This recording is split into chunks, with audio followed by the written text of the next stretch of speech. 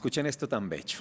La melancolía, mijito, es la flor del Guayacán que seguimos viendo y ya no está. Son esos cafetales florecidos de mayo que seguimos gozando en cualquier momento y a cualquier edad. Es ese rostro querido que seguimos acariciando aunque hace años se nos fue. Es esa voz que nos sigue arrullando y que hace tiempo se apagó. La melancolía, mijito, es lo que nos queda después de la juventud. Todo lo que nos queda después del amor y después de la felicidad.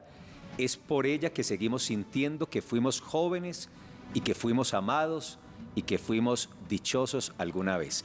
Eso se lo dice Anatolia Atalo y ellos son protagónicos de esta novela del año 2014, Los soles de Amalfi, del maestro colombiano, del maestro antioqueño Dazo Saldívar, quien está en pantalla y lo saludamos, está en Madrid. Maestro, buenos días. ¡Qué alegría! Buenas tardes para usted, ¿cómo está? Nos alegra saludarlo. A Felipe, a Juan, a Andrea y a Paula, ¿no? Así es, maestro. Sí, señor. Nos honra su presencia, maestro. Esta mañana, gracias por acompañarnos. Como no hay mucho tiempo, vamos a intentar aprovecharlo de la mejor manera. Maestro, permítame la primera pregunta con lo siguiente, porque de usted hemos venido hablando mucho en los últimos días aquí en Consejo de Redacción y en Teleantioquia. Entonces hablamos del maestro Dazo Saldívar y decíamos, además, en muchos escenarios nacionales, más conocido en el ámbito internacional incluso que en el nacional, aunque hay mucho conocimiento de su trabajo, de su talante, de su escritura, de la biografía del maestro Gabo, de Los soles de Amalfi. Pero permítame hacerle esta pregunta. ¿Por qué Dazo Saldívar si usted es Darío Antonio Sepúlveda Ochoa? Eso viene de una vieja historia o de una vieja anécdota. Cuando yo estaba en segundo bachillerato en el Liceo Antioqueño, yo empecé a escribir mis primeros poemillas, mis primeras croniquillas, y entonces me inventé ese seudónimo para firmarlas. En parte para esconderme detrás de ese nombre. Y en parte pues para darle más énfasis a mis primeras ínfolas de escritores. Tal como había leído en Rubén Darío, en Neruda, en Porfirio Albajacó, yo pensé que había que tener un seudónimo para ser un escritor. Y fue así como nació Dazo, que viene de Darío Antonio Sepúlveda Ochoa. Dazo, sí, claro. Sí. Y de Saldívar, que es un apellido vasco con Z, que quiere decir la vega de los caballos. Pero entonces yo la puse con ese para que conservara una eufonía gráfica con Dazo. El Saldívar con ese conserva esa correspondencia geográfica y eufónica. Pues es también bastante poético ese seudónimo, maestro. Usted tiene una historia de vida que es de novela y precisamente parte de ella y está permeada, está plasmada, dibujada, pintada como una obra de arte en Los soles de Amalfi. A mí me gusta saber y que la gente sepa que usted era un niño campesino, que se crió en una vereda, que tuvo que venirse a Medellín para terminar la primaria y tener alguna posibilidad de seguir estudiando, que después llegó al Liceo Antioqueño y ahí comenzó toda su aventura y todo ese apasionamiento que se le despertó por la literatura. Cuéntenos un poquito de esa infancia que está bellamente plasmada, poéticamente plasmada en Los soles de Amalfi. Y que no saque la duda, ¿cierto? Que usted es Talo. Él es Talo y es Anatolia. ¿Cierto? Él dijo, tengo de Talo y tengo de Anatolia. No, ambos están en Claro, mí. Talo. Claro.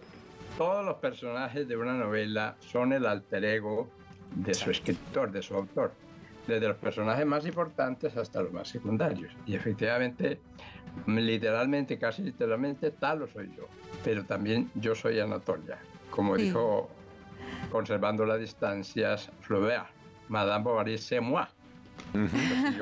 También que yo soy Anatolia. Bueno, esta historia sí es una historia muy natural, como tantas historias de tantos colombianos del campo. Yo nací en San Julián, en la finca cafetera de mi padre, Salvador Sepúlveda, y ahí pues me metieron a la escuela muy tardíamente, como a los 8, 9 años, hasta los 10 creo que no aprendí a leer y a escribir. Pero cuando aprendí a leer y a escribir me convertí en un gran lector y en un estudiante más juicioso, y así llegué a coronar el segundo bachillerato, que era lo máximo que había en la escuela rural de Guantero. Llegué a coronarlo con las máximas calificaciones. Entonces, dado que yo había sido el mejor alumno, pues me pidieron que por qué no seguía estudiando. Y fue así como mi padre decidió que me fuera a Medellín con la tía María Álvarez, y allí terminé la primaria y allí empecé el bachillerato gracias a un pase de honor en el Liceo Antioqueño de la Universidad de Antioquia. Quiero recordarles, queridos amigos, que ese lugar del Liceo Antioqueño, que ya no existe, y ahora es una facultad de agronomía, creo, de la Universidad de Medellín, ese lugar con queridísimos amigos, pues ha sido uno de los lugares, uno de los momentos más bellos de mi vida, un verdadero paraíso.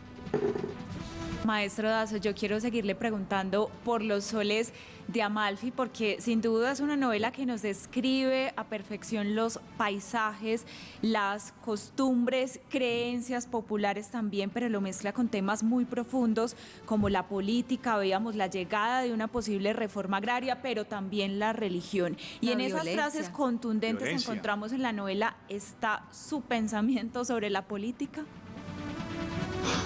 Bueno, está mi pensamiento, sí, pero sobre todo está el pensamiento de los personajes.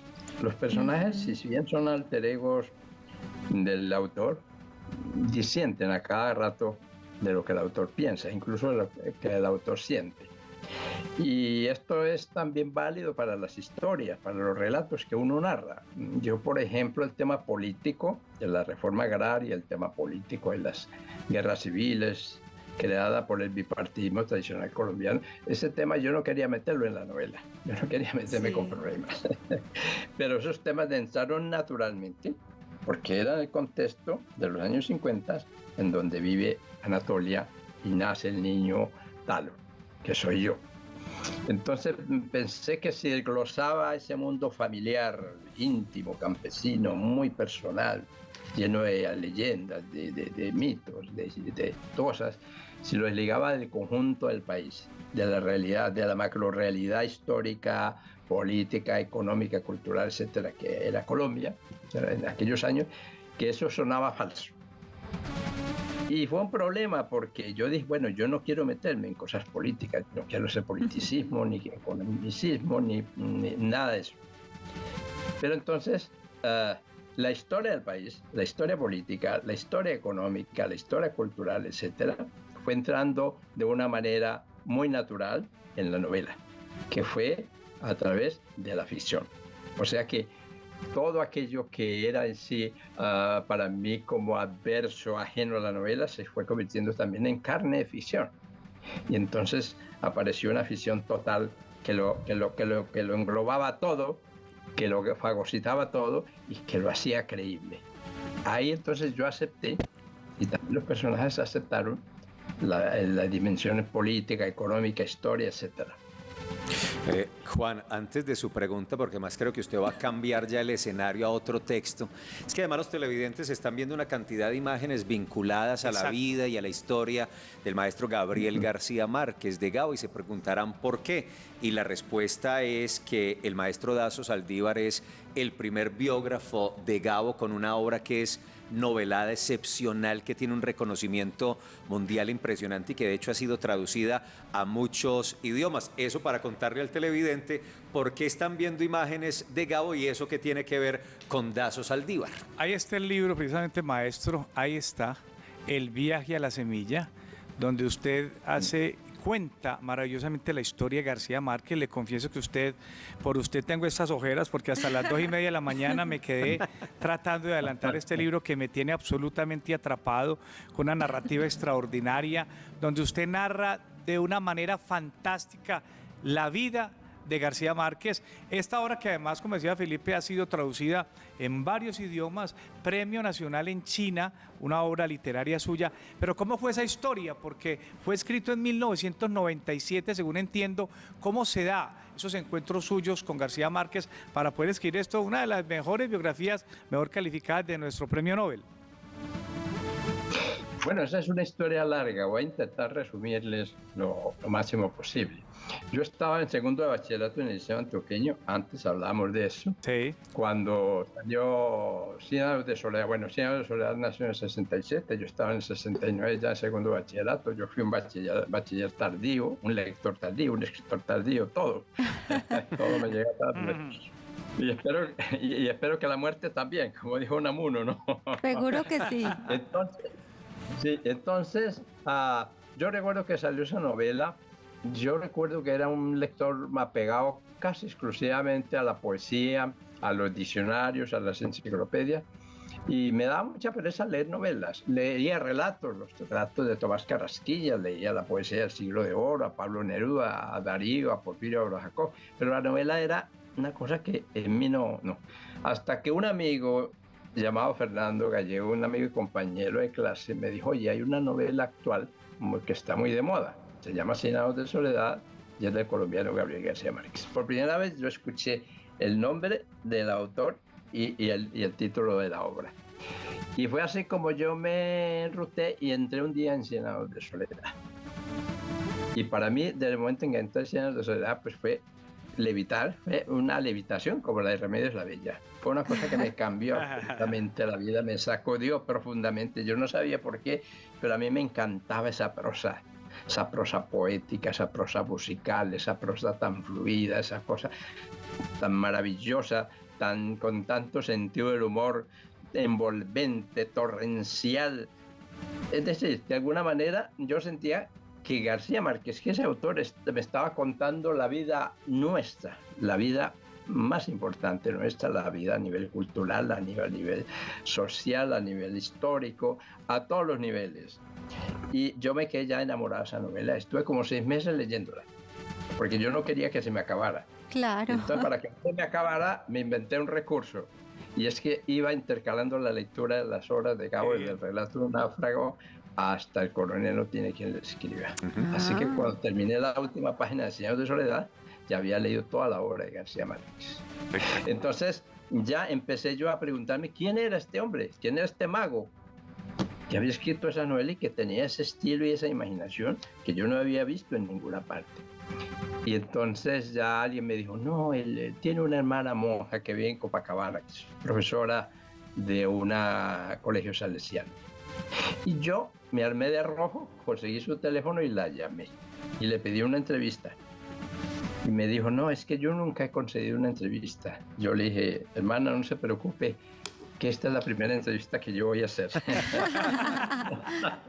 Aida Rosa, ¿no?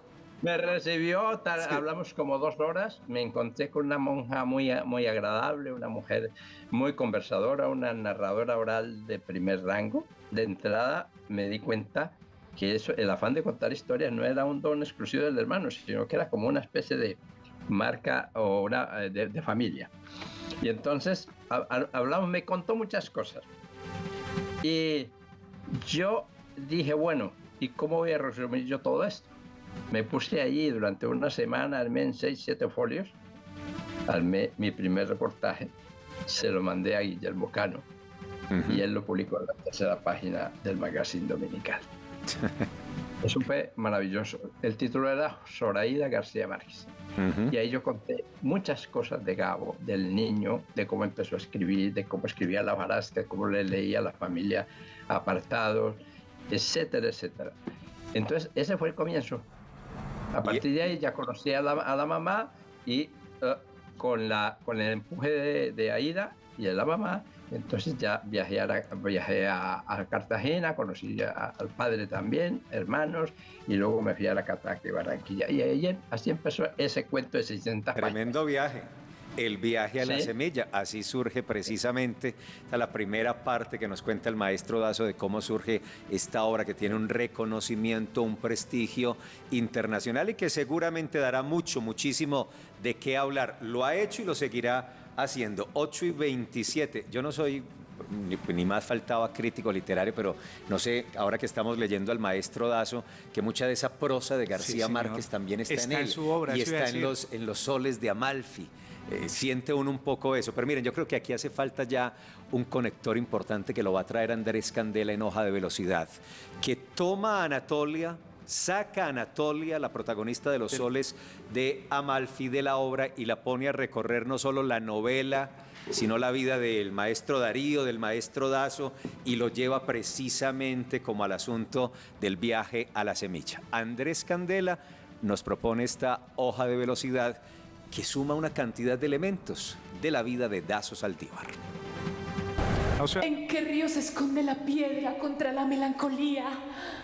Anatolia es una rebelde y sapiente Lilith del monte, es también la protectora de un pozo, lectora de los signos colgados en el cielo y de aquellos secretos que los animales solo revelan a ciertas personas como ella y San Francisco de Asís. Anatolia es la tutora de una trinidad infantil. Al primero de estos 3 niños lo ofreció en brazos a la pila bautismal y le enseñó a leer los signos del día, la noche y el trabajo del silencio sobre el mundo. Con el segundo, en absoluto silencio, le cultivó en sus años del liceo antioqueño la importancia de la nostalgia como esencial artilugio narrativo al momento de invocar los oráculos del pretérito, y lo despojó de toda su timidez para que él tuviera el valor de llamar a una monja sin sospechar a qué puerto lo llevaría el impulso de esta llamada. Al tercero de estos 3 niños. Yo soy Anatolia, cazadora de duendes y protectora del pozo. También me doy cuenta cuando los duendes modifican los reflejos de los espejos. Y también puedo pasar horas contemplando mi más preciado tesoro, el cartel de una prometedora reforma agraria.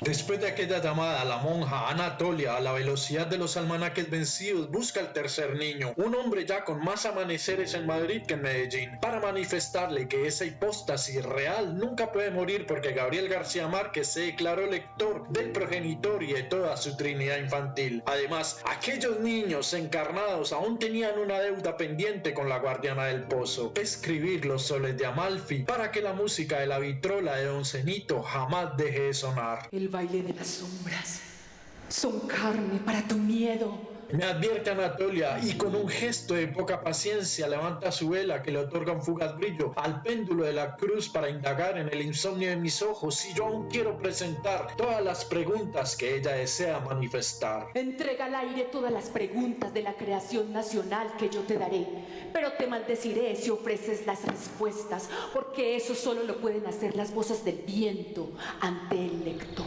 Anatolia nunca salió del territorio donde se atesoran los evangelios rurales, se trenzan las esperanzas con las eternas promesas gubernamentales, y yo entonces comienzo a desgranar sus preguntas. ¿Quién de ustedes sabe dónde queda la tierra campesina tantas veces prometida?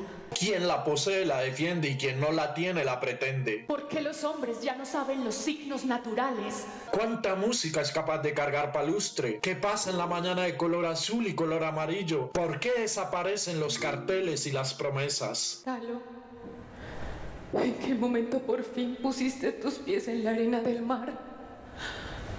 ¿Dónde estás, Talo? Talo, niño mío, ¿dónde estás? ¿Por qué te has ido tan lejos del pozo, niño mío? Dazo, Dazo, Dazo. Muéstrame ese lugar azul. Aquí todo es verde. Muéstrame el azul, Talo. Responde. Muéstrame el azul. Darío. Darío. Darío. Darío. ¿Por qué no me respondes? Responde, Darío. Margarita, no muy lejos de aquí, busca las cartas de los ríos encadenados, Talo. Niños, niños, háblenme. Talo, Talo, ayúdame a encontrar mi cartel. Los duendes se han llevado mi cartel. ¿Dónde está mi cartel?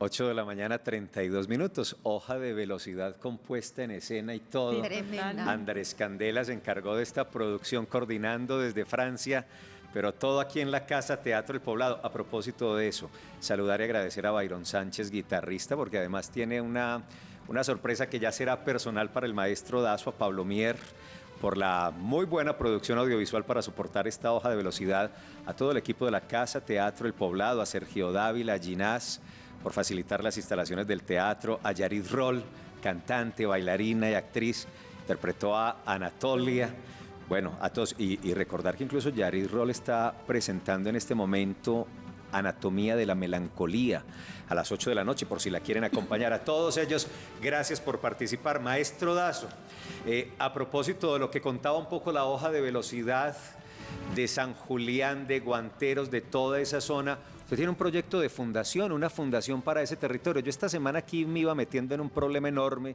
porque producto de un lapsus por los soles de Amalfi, dije que usted era de Amalfi, usted es de Guadalupe realmente, de San Julián. Lo que pasa es que eso finalmente, esa no la limítrofe entre norte y nordeste, sí, que incluso uno podría decir toca Angostura, toca Cedeño de Yarumal. También. Eso es un mismo territorio.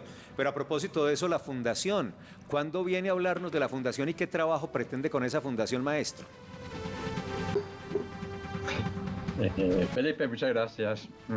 Bueno, primero quiero agradecer a Andrés Candela y a su equipo de colaboradores la significación de esta hoja de velocidad, que me ha tocado fibras muy íntimas.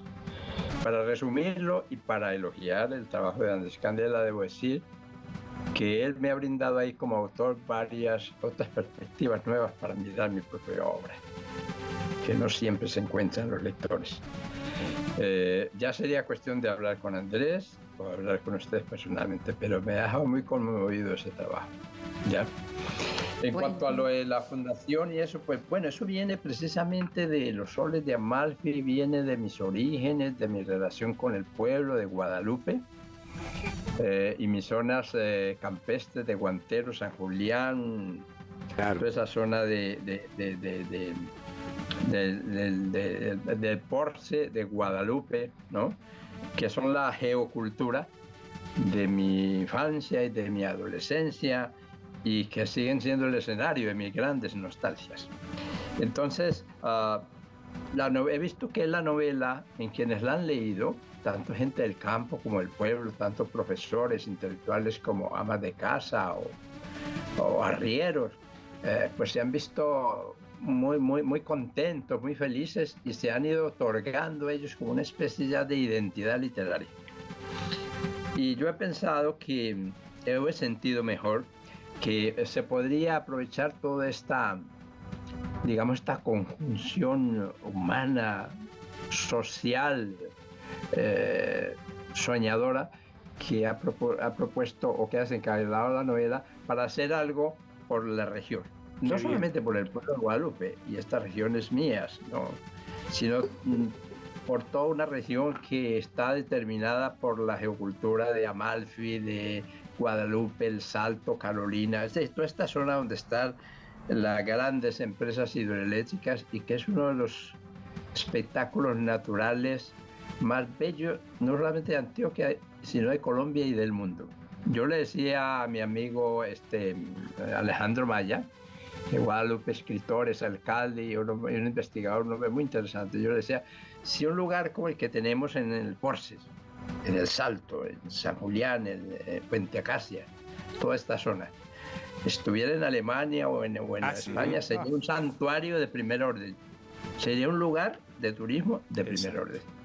Pero allí difícilmente conocen esto, los mismos antioqueños, incluso los colombianos difícilmente conocen que existe esa zona. Y a mí me gustaría poder colaborar para que esto se conozca, vaya el turismo y formar gente que pueda atender estas necesidades y que pueda ayudar a mantener el ecologismo. Porque una cosa que está clara hoy día ya para todos, y no lo han dicho los políticos ni los predicadores, sino la ciencia, los científicos, es que hoy no hay cultura si no hay ecologismo. Todo lo que el hombre hace es cultura, dijo García Márquez, desde la forma de cocinar hasta hacer el amor. Pero si todo esto, esta cultura que nosotros hacemos y que nos está llevando a la deriva, si esto no retorna a un talante y a una y a una disciplina del ecologismo, de la relación equilibrada con la naturaleza, no vamos a ninguna parte. Vamos hacia el fin de la extinción de la especie o de todas las especies.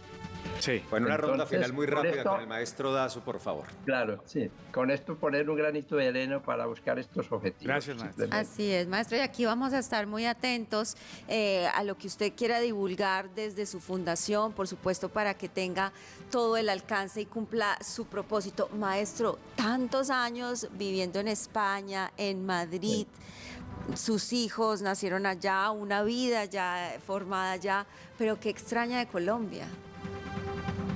De Colombia, pues de Colombia extraño todo. Sí, y hay una cosa que solamente llegamos a saber los que vivimos fuera de Colombia, y es que cada día uno es más colombiano. Esas raíces no se duermen, esas raíces no se adormecen, esas raíces se profundizan, se decantan. Y hay otra cosa, es que cada vez que tú vas a hacer algo o que has hecho algo, te acuerdas de Colombia. Entonces eso te obliga a vigilarte, a controlarte, para dar siempre una mejor imagen de tu país. Yo he hablado esto con muchos colombianos y me dicen que es así.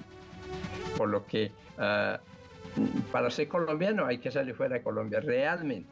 Para ser un colombiano profundo, un colombiano honesto, uno tiene que estar fuera o salir fuera de Colombia. ¿No? ¿Entiendes? Es como cuando sales de casa.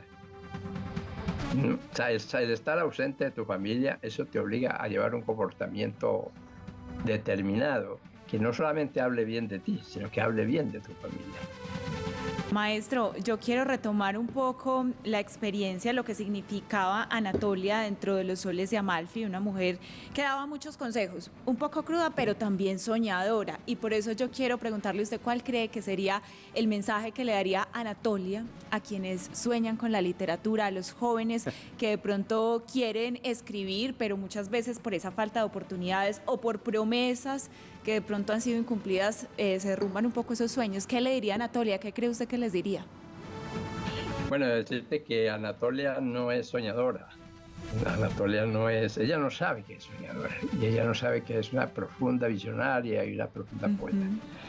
Ella es una mujer que vive y está muy despierta, muy atenta a la realidad, a las vivencias. Y ahí saca sus ideas tan maravillosas, su sabiduría terrígena, digamos así, ¿no?